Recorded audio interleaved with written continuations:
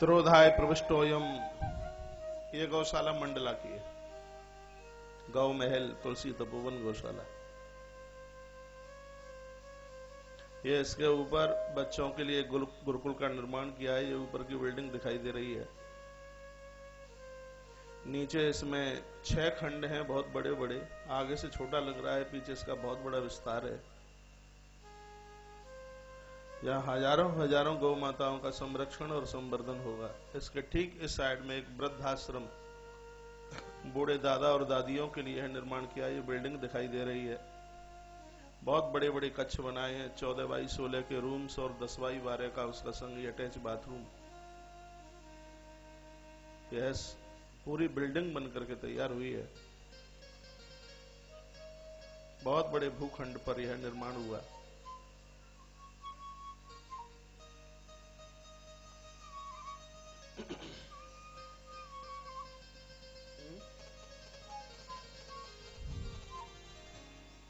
सभी एकाग्र भाव से बैठिए। आज माताएं बहुत बातें कर रही हैं, कथा भी शुरू नहीं हुई और तब से मैं पिंच करना शुरू कर दूं तो ये मेरे लिए ठीक नहीं है। लेकिन रोज से आज को ज्यादा आप परिसर में, चाहे तो आप उत्साहित हो, ज्यादा खुश हो, लेकिन भगवान 4 बजे आएंगे और आप अभी से इतने खुश होकर के ज्यादा वार्ता तो आनंद नहीं आएगा। थोड़ी आपकी एकाग्रचित्ता आवश्यक है। उससे आगे तक का श्रोता आज हमारे बशई नवाब है, यहाँ से बहुत दूर है राजस्थान में। जैसे फेसबुक पर उनको सोशल मीडिया पर पता चला है, पंडाल परिसर तक पहुंच रहे हैं और यह कथा का प्रचार बहुत दूर से, आज फतेहाबाद तक के श्रोता, बमरोली कटारा तक के श्रोता हमारे मध्य में आज पहुंचने वाले हैं। बड़ी शालीनता के साथ में हम इस कथा का आनंद लें तो बहुत अच्छा लगेगा, बहुत बढ़िया लगेगा।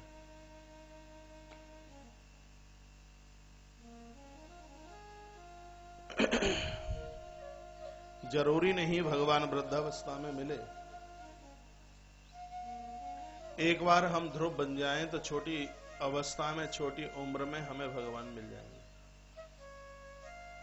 कल आप बालक ध्रुव की कथा सुन रहे थे। सिरादे भाई छोटू,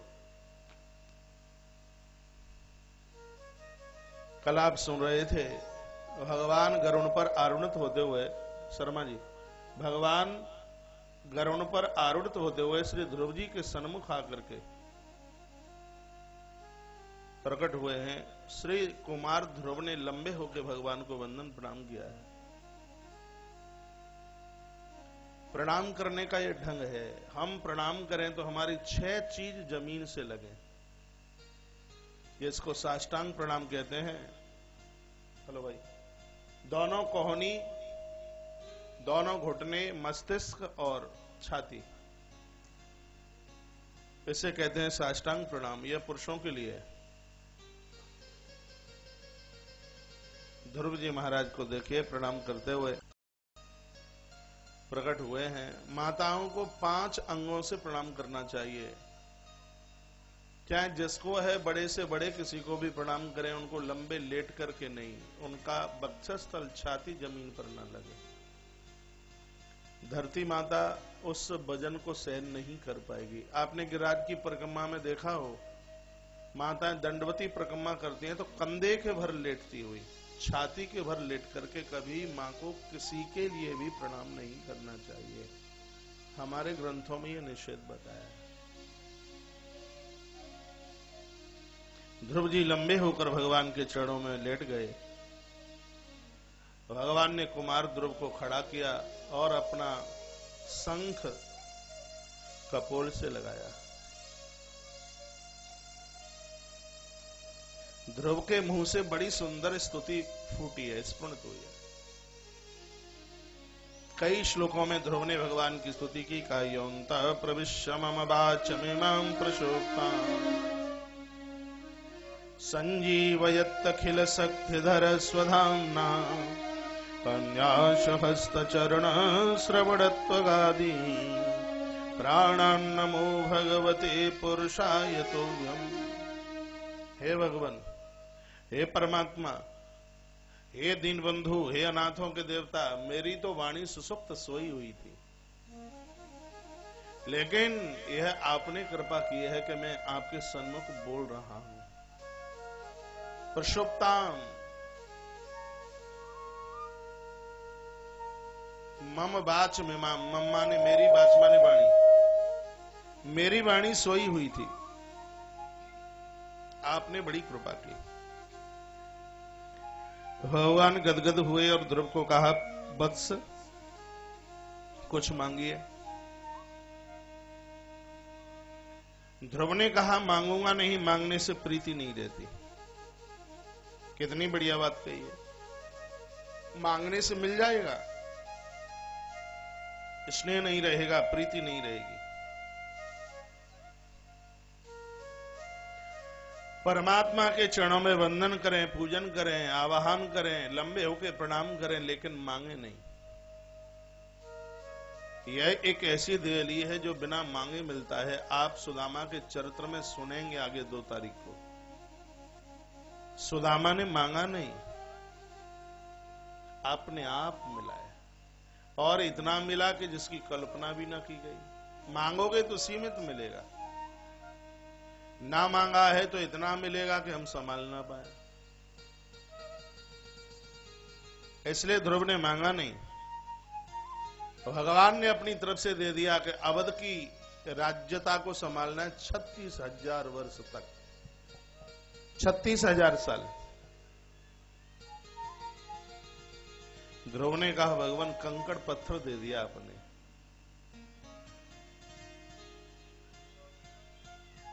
कहा, पुत्र गद्दी पर बैठने के लिए तो तुम चले थे, जब राजा ने गोद में न बिठाया तो तुम यही फुनफुना करके तो चले थे, गद्दी पर बैठ करके रहूंगा। मेरा भक्त जो संकल्प करता है मैं उसको पूरा करता हूं।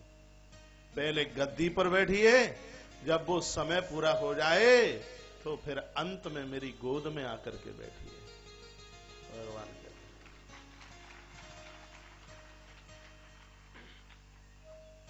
पुरुषार्थ कितने हैं बताएं? 4, धर्म, अर्थ, काम और मोक्ष। पहली बार बोल रहा हूं ये मैं। धर्म, पहले साधना कीजिए, उसके बाद अर्थ मिलेगा। ध्रुव ने पहले तब किया है, साधना की है, देखो अर्थ मिल गया, 36,000 साल का राज्य। अर्थ मिल जाए तो उसको कामनाओं में नहीं, उसको उपासना में खर्च कीजिए, अच्छे कार्य में खर्च किए। और ध्रुव ने यह किया है। ध्रुव के विचार इतने बढ़िया हैं, उन विचारों की पूर्ति के लिए धन खर्च किया गया, तो उसका परिणाम यह निकला कि 4थे चरण में फिर उन्हें मोक्ष की प्राप्ति हुई है। मुक्ति तक पहुंचाने के लिए आरंभ में धर्म का होना आवश्यक है। अर्थ से पहले धर्म है। आप मेरी बात समझ नहीं रहे हैं। अर्थ से पहले धर्म का नाम है। धर्म, अर्थ, काम, मोक्ष। अपने आप को धर्म से यदि आप आरंभ करेंगे, धार्मिक बनिए, अर्थ की कमी नहीं रहेगी। और अर्थ को फिर अच्छी जगह खर्च कीजिए। मोक्ष, मुक्ति चुटकियों में मिलने वाली है। ध्रुव के साथ यही हुआ है। भगवान ने सिर पर दोनों हाथ रखे हैं, ठाकुर जी के चरणों में प्रणाम करते हुए श्री ध्रुव वहां से प्रस्थान किए। देवर्षि नारद ने पूरा समाचार राजा उत्तानपाद को बताया। तुम्हारे से छोटे से पुत्र को भगवान मिले। उत्तानपाद अपनी पत्नी सुरुचि को साथ में लेता हुआ ध्रुव को लेने के लिए चल पड़ा। आदर करने को, मान करने को सुरुचि को लेकर चला।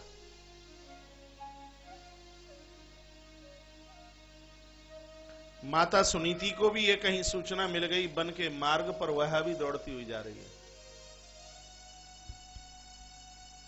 रास्ते में राजा उत्तानपाद ने अपनी बड़ी पत्नी सुनीति को देखा। हाथी से नीचे उतर के आए और लंबे होकर के चरणों में लेट गए। आप कहोगे कैसा राजा है कि पत्नी के चरणों में लेट गया। अरे भैया, जब जीव ध्रुव से मिलने को जाता है तो पत्नी पत्नी नहीं, पत्नी दुर्गा जैसी दिखाई देती है, दुर्गा दिखाई देती है। ध्रुव सत्य है, राजा सत्य की तरफ चला है। आज पत्नी में साक्षात मां भगवती नजर आई। प्रमाण है, बंगाल की धरती पर एक बहुत बड़े संत हुए हैं, परमहंस रामकृष्ण, बहुत बड़े साधु हुए। दुनिया के इतिहास में ऐसा कभी नहीं हुआ। विवाह के समय पर इनकी उम्र 23 साल की थी और इनकी पत्नी शारदा की आयु सिर्फ 6 वर्ष की थी। 6 और 23, कितना बड़ा अंतर है। भगवान राम के विवाह में 8-18 का अंतर है। मेरी मैया की उम्र 8 की थी और राम जी की आयु क्षेपक रामायण के अंतर्गत 18 वर्ष की थी। जब धनुष तोड़ा था 18, तो उसमें तो अंतर 10 साल का है, लेकिन 6 और 23 में अंतर है, 17 साल का अंतर है।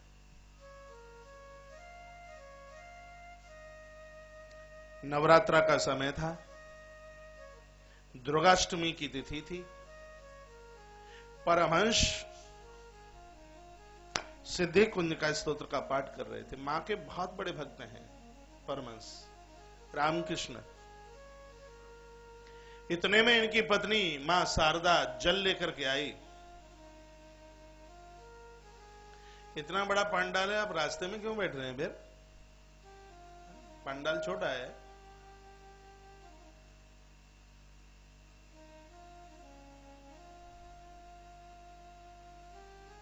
विपिन भाई, एक रस्सी बांध दो यहां बीच में। हाँ, इसी जगह पर। अब आए, पीछे बैठे। ये तो 3:30 बजे तक फिर आगे ही आते रहते हैं। बोली बाल कृष्ण लाल की जय, कृष्ण कन्हैया लाल की जय। जय जय श्री राम, जय श्री राधे, जय जय श्री राधे श्याम। पत्नी शारदा दूध लेकर के आई और परमहंस को कहा कि 10 बज गए, आपने कुछ खाया पिया नहीं, थोड़ा सा आप दूध पी लेते। इतना कहा तो परमहंस, ये कार्यकर्ता लोग बोलते बहुत हैं, आप लोग, आप यह दूध पी लेते। परमहंस ने कहा, मां तो हमारे लिए इतना सोचती है, हम तेरे लिए कुछ भी नहीं करते। किसको कह रहे हैं? अपनी पत्नी को। मां,